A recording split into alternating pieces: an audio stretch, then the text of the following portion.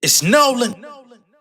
What's going on, y'all? It's the kid J Nolan here, and welcome back to another episode of the Pen Game Elite Podcast. It's been a minute since I made one of these episodes because I'm really trying to revise and figure out the best way to keep this thing going, getting some guests in the pipeline so that we can keep the conversation of independent music and music monetization at the forefront, but having actual dialogues with people along the way, not just me talking to myself or talking at you guys. Now, something that's become a controversial topic over time is actually selling your music in the music business. It's one of the weirdest things to me. I don't understand it, but people start tightening up and getting really weird, offended, and just overall, folks start having really bad attitudes about the concept of selling actual music. We're not talking about streams that end up becoming record sales. That's what you call streaming equivalents. We're actually talking about people that want to sell their music direct to the consumer. This is not a foreign concept, right? Back in the days, since music came out, back in the 30s, 40s, 50s, 60s, all the way up to about 2012, that was the standard. You put an album out, you press it on vinyl, you press it on a CD or a tape, and the consumer or the fans, they go buy it. When 2012 came into the fold, right? That was when we were introduced to streaming, namely Spotify. Now, from 2004-ish up to 2012, there was also iTunes, and that was a big way that artists were able to sell their music direct to the fans as well. However, iTunes has been minimized down to an afterthought now. Apple Music has completely taken over. It's become a little bit difficult to buy somebody's album on Apple. Outside of that, no other platform, no other streaming platform has the ability for you to actually sell your music. Therefore, artists are trying to find ways to create a value proposition for their fans to actually want to spend money on the music. The music is the number one product. The music is, for a lot of people, they call it the loss leader because they're using it as a marketing tool to get people to buy other things. Right? You put out dope music. You put out dope music videos in order to sell a concert ticket, in order to sell merch, in order to sell ancillary products with your face on it, or even to sell yourself to investors and brands that want you to become a part of what they're doing. However, there are music-minded artists that feel like the music is the reason why they got into this and they should be compensated strictly or at least at the forefront for releasing their music. I don't think anybody should be taking a stance against this. I think it's super weird that people do. However, right now we're having a really tough conversation in the YouTube producer community, not only just because of them, but also because Lloyd Banks is selling a $100 album right now. And a lot of people are having discourse about what is the value of music? How do we recreate the value in music? And why are artists even trying? So, just to keep it all the way real with you guys, I know some of y'all may know these people, some of y'all may not. There's an issue going on right now between Curtis King, who's a YouTube producer. He's an artist, rapper, and he just released a new project, a new album called Storm Symphony, right? He's been undergoing some controversy or some criticism by the music community because he decided to remove all of his music from streaming, namely from Spotify. So when that threshold came out a couple weeks ago, when they said that they were going to stop paying artists for any streams below the 1,000 stream meter, he got offended and he said, I don't think I can conscionably keep putting my music up on this platform because you don't want to pay artists. And then once I hit the 1,000 stream threshold, you're basically giving me money, right? You're going to pay me extra money, or you're going to pay me money out of the funds that you withheld from other artists and creators. So he felt like that was unethical. I feel like that's unethical. I've criticized that on my own channel. So instead of putting his album on streaming platforms, he decided to partner up with Even. Y'all have heard me talk about Even because I was one of the first people to speak about Even on YouTube. And I actually released my album, Southside Nolan, through Even as well. Now, I was not influenced by Curtis King to do this because I was aware of them for a long time, at least a year, when LaRussell first put his project on there. But it was around the time that Spotify and Deezer came out with these new thresholds, trying to differentiate what a serious artist was versus a hobbyist artist.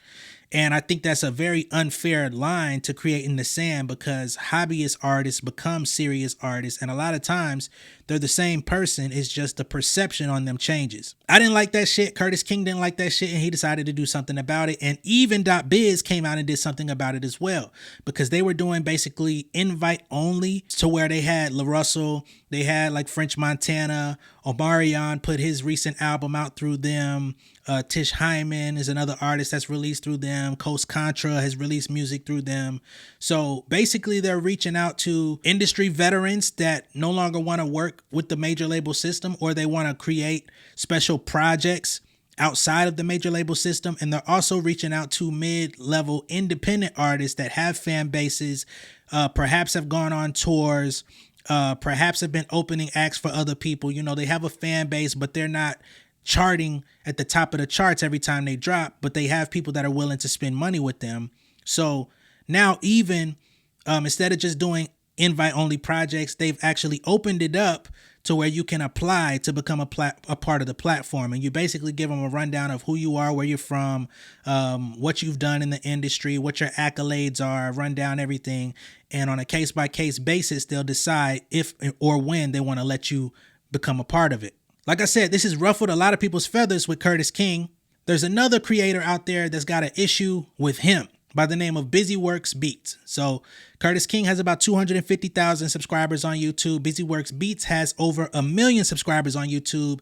He's a producer. He does a lot of music production, tutorials. He talks about the music industry. We all kind of fall into the same category of, you know, active music educators. However, it seems that they have some sort of beef that's been brewing for a little while now.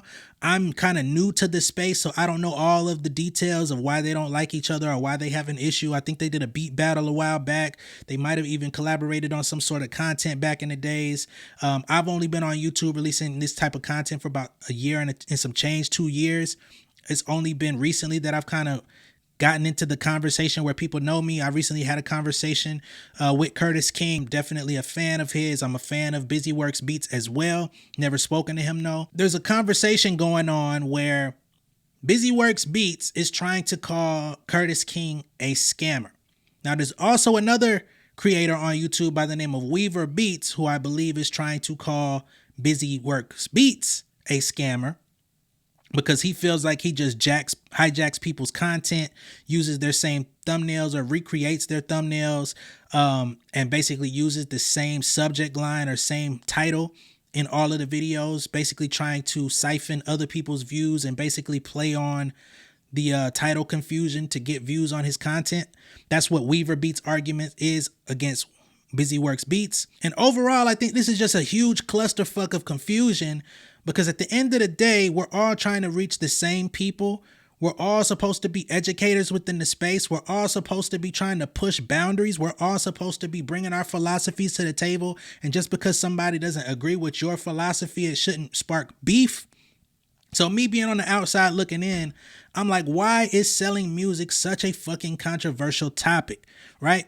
Now, the story with Curtis King, it all starts with him posting his album, Storm Symphony. He released it through Even, and he's done over 3.5 thousand, which means that's how much he's made. He's made over 3.5 thousand, $3,500 in just over about a week. Got 125 people that purchased the album. The average sale price for the album is $28, and based on that $3,500 revenue he's made, the streaming equivalent to that is 1 million streams. So it would have taken him 1 million streams just to make the same amount of money. He made this amount of money off of 125 true supporters. There's people out there that have actually paid over $100. I think it's got about anywhere between 6 to 10 people that dropped over $100 to support this particular album. Now, I was taken by surprise today on Twitter when I saw that Curtis King had retweeted with his own quote this tweet from BusyWorks Beats, because I didn't know anything about the beef, like I said. But he's got this post that says, Kurt Cap is selling dreams again. At Weaver Beats, if you're really about protecting the community, address the real scams. So at Curtis King, we selling futures and securities now.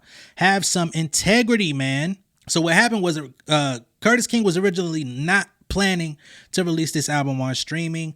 After so many people reached out to him, hit him up, and they've been badgering him about this for the last few weeks now.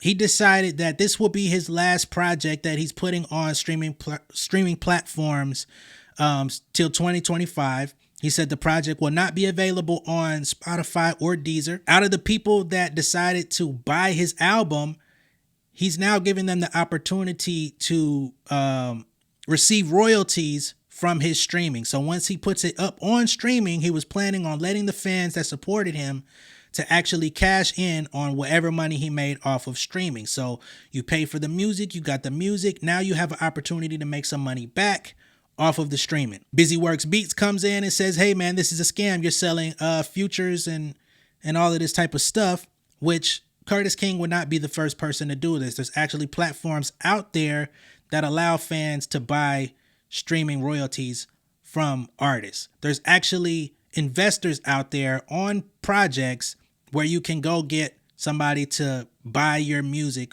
or give you money up front and you give them a cut of your royalties in the future. This is not an uncommon practice. Based on the way that BusyWorks Beats positioned it, he made it seem like Curtis King is scamming. So now Curtis King has decided he's not going to do that anymore. He's now got a new partner that he has yet to announce, and I guess that's something that's oncoming. So we'll have to keep up with that. But this discourse has actually rekindled some bad blood or rehashed bad blood between these two individuals. Okay, so now we're going to show what Curtis King wrote in response to all of this. So he says, success looks too good on me, and this little bitch, BusyWorks Beats, can't handle seeing it. God damn.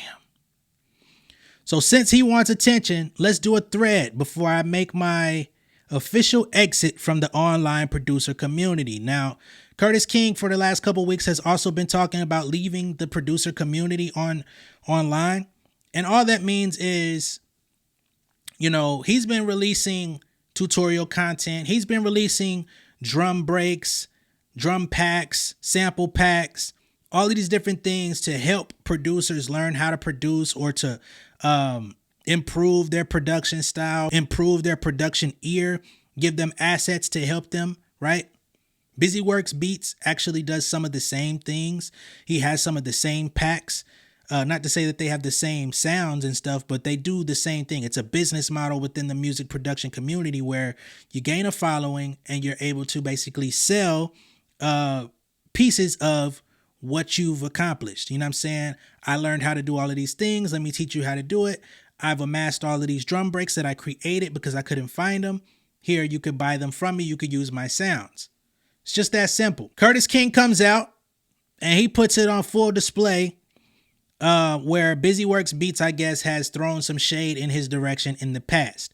So this first time was about a year ago when Curtis King released a previous album, and he released it on iTunes, and he was doing a pre-sale campaign.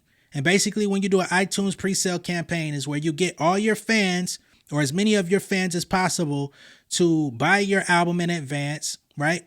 So that you can run up and stockpile sales.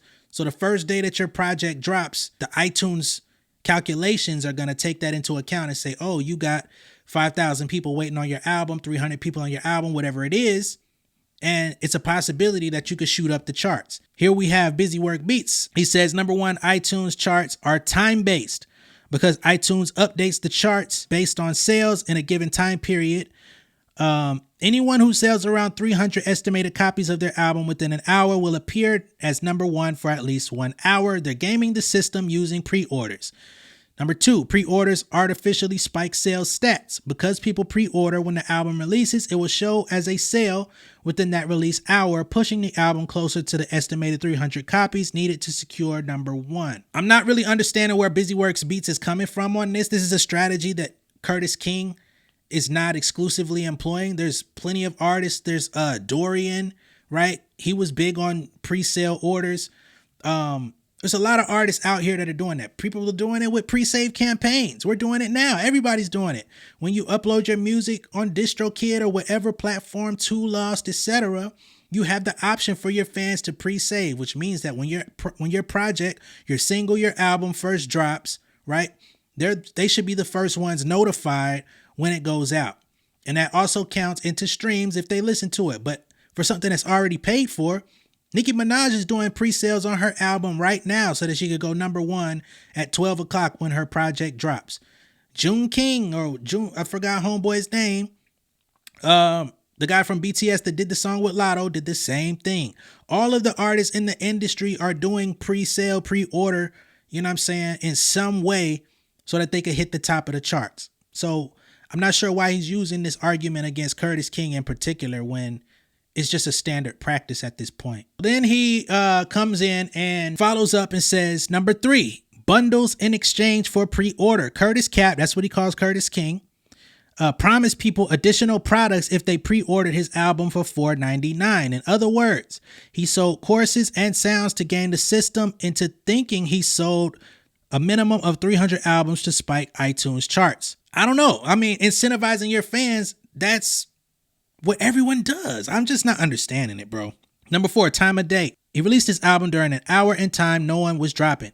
He dropped on a Tuesday when no one would ever drop, just to appear like he had a #1 album, and the false spike in sales was due to the pre-orders, which weren't even about the album. Again, yo, I'm new to the space, right? But I see people online music marketers every day telling people, hey, stop dropping your music on Fridays, right? That's when the stars drop. Drake is going to drop on a Friday. Beyonce's going to drop on a Friday. Nicki Minaj is going to drop on a Friday. Everybody you know in the industry, everything has been shifted to New Music Fridays. It used to be New Music Tuesdays. Now, if you drop on a Tuesday, that gives you 3 days of lead time, right? To have a spike in views or a spike in orders or a spike in traffic.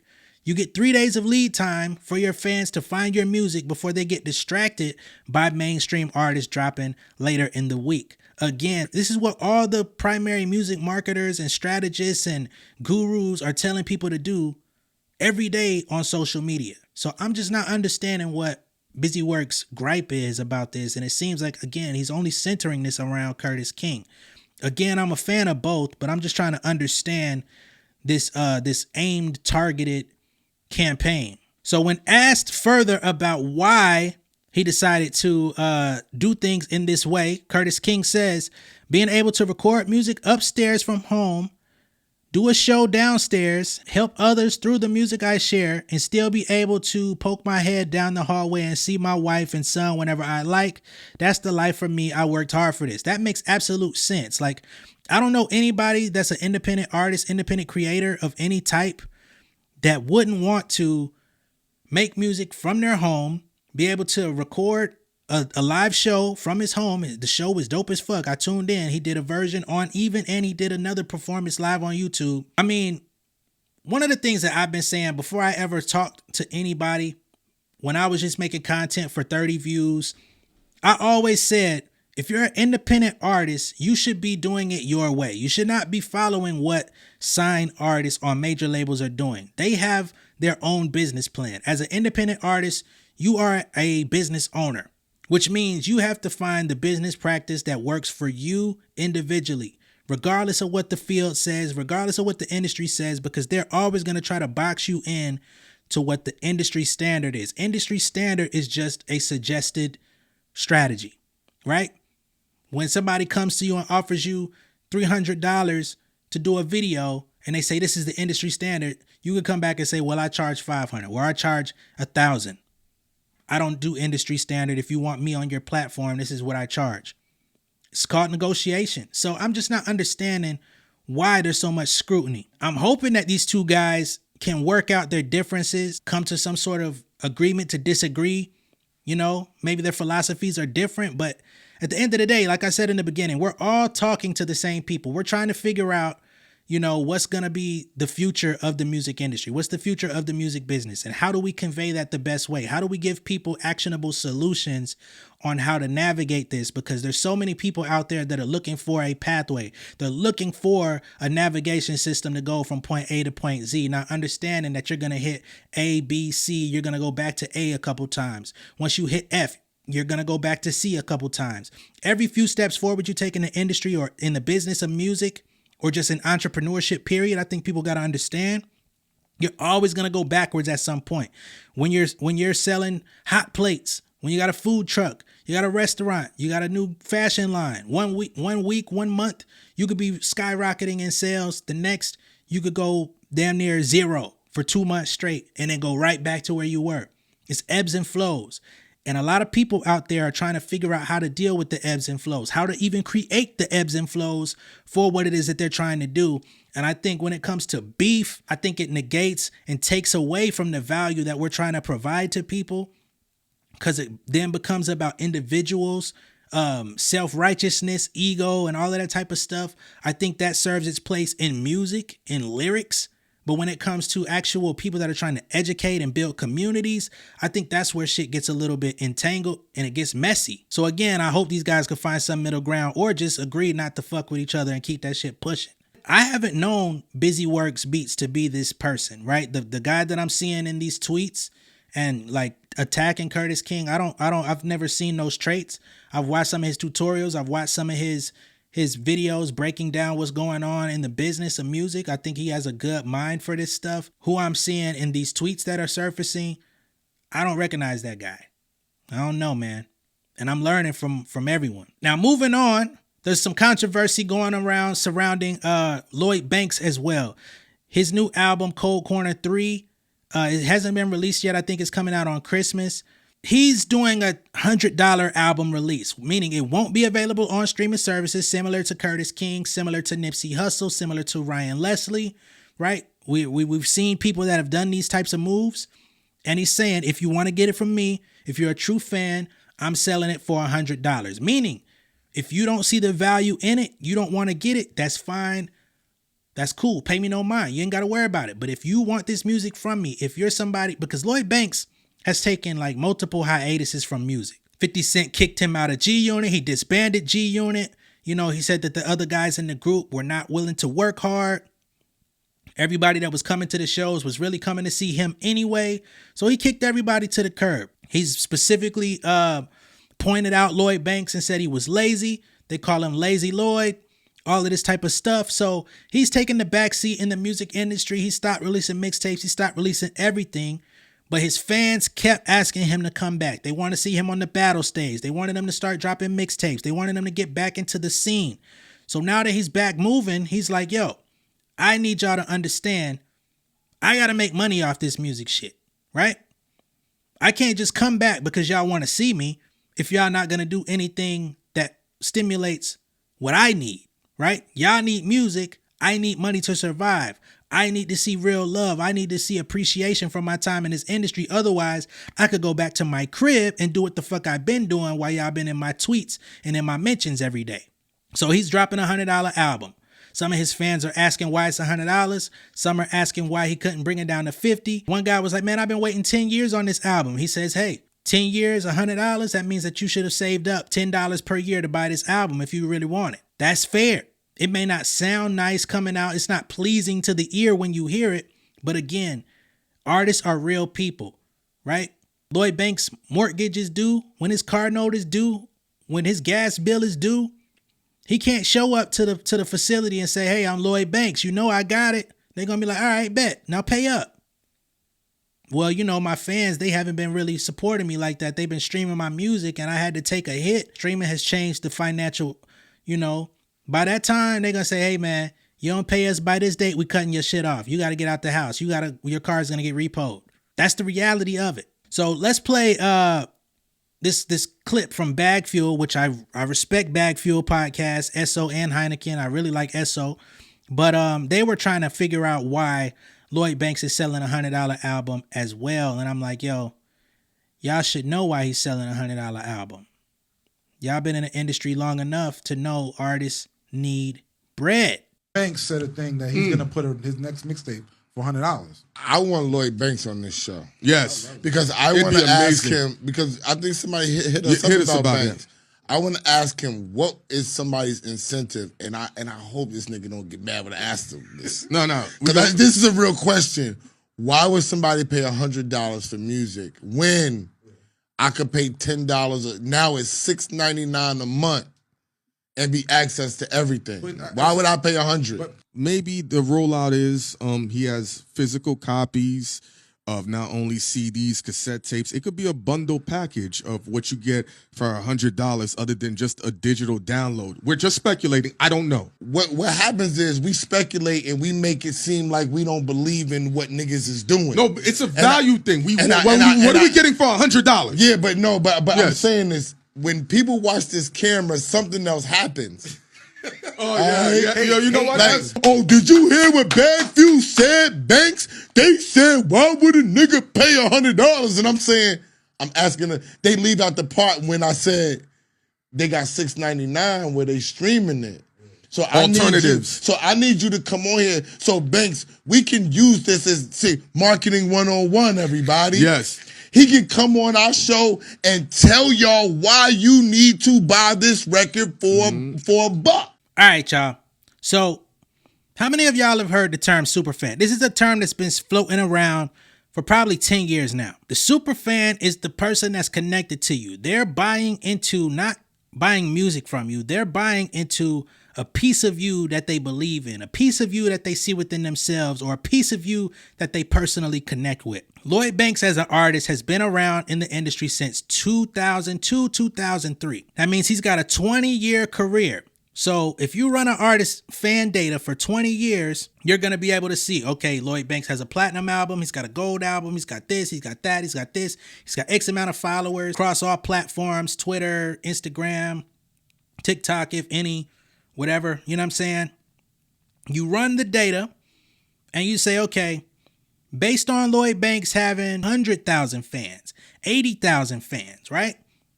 Just to be on the safe side.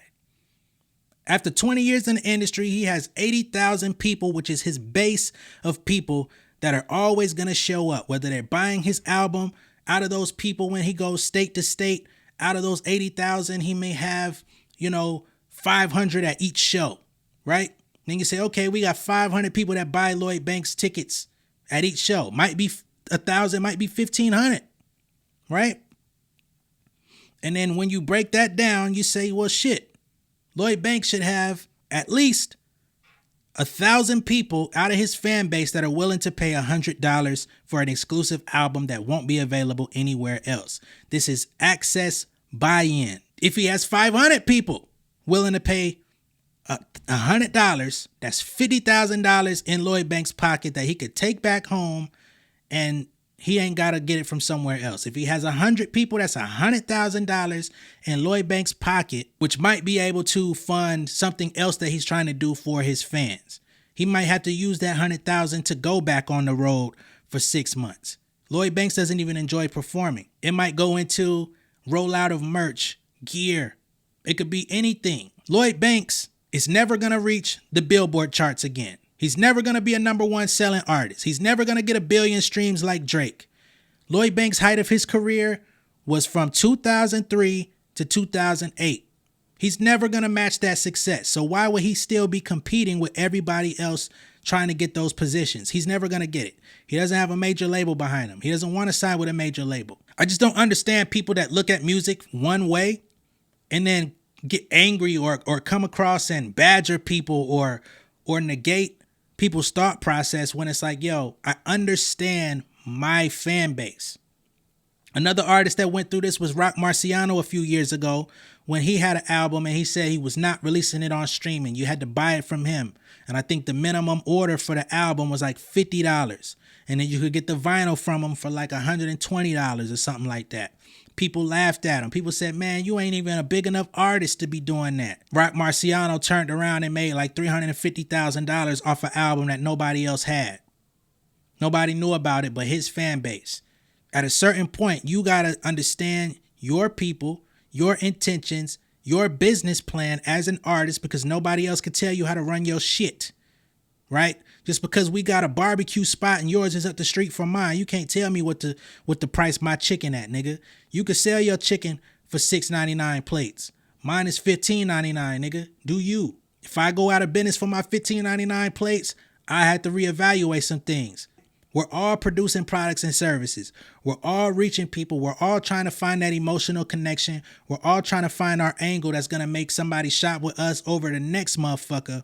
And unfortunately, the way that the industry has changed, they want you to market yourself as the cheapest option. Out of all the free music out there, I'm the best. Okay, so how do you prove that?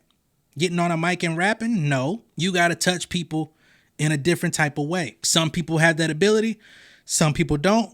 Some people are working at it. So for all my artists out there, all my music producers out there, I just want y'all to know the bickering shit is never going to pay dividends.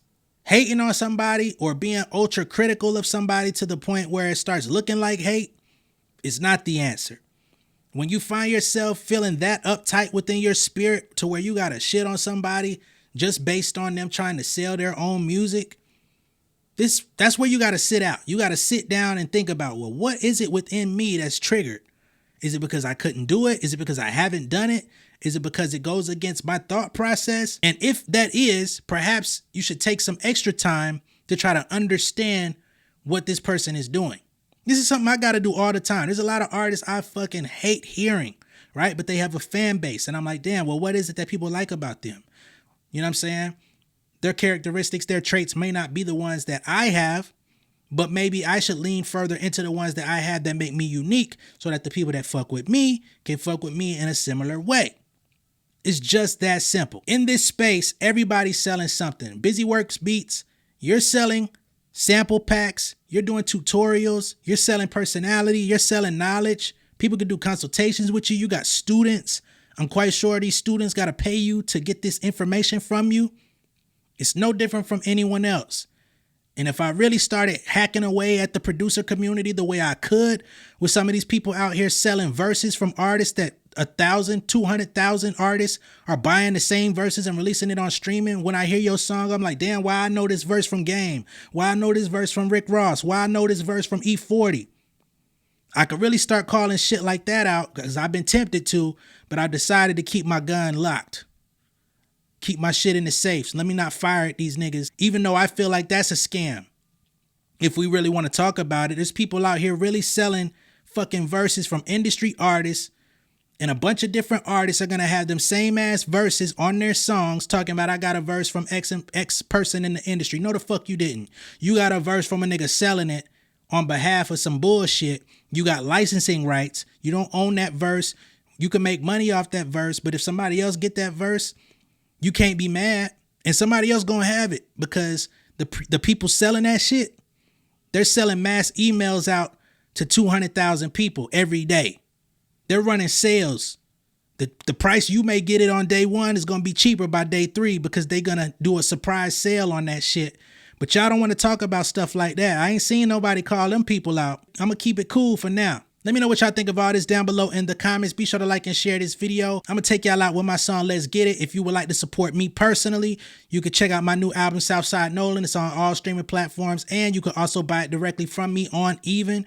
It's a pay what you want offer-based system. So if you only got $1 that you got right now, but you want to support good music, you can put it in there. If you got 10, you got 5, 20, whatever it is, I'm accepting it all. It goes back to me. It only helps me continue to create music and content full time so that I can provide for my family and continue to provide value for you guys.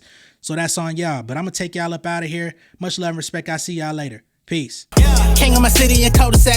Coming out swinging like soldier rags. Leading my people like quarterback. Boy, I study this shit, I'm an almanac. Had to get up and grind. Knowledge is booming, I'm here to apply. Came with the chip and the dip, it just single the mind. We finna do more than survive. I need my check. Spinning the block for the Gouda. We hitting the jeweler to flood out the net. We don't do beef on computers, I'm straight out the sewer. We come when you rest. Niggas be looking perplexed, so keeping my foot on their neck.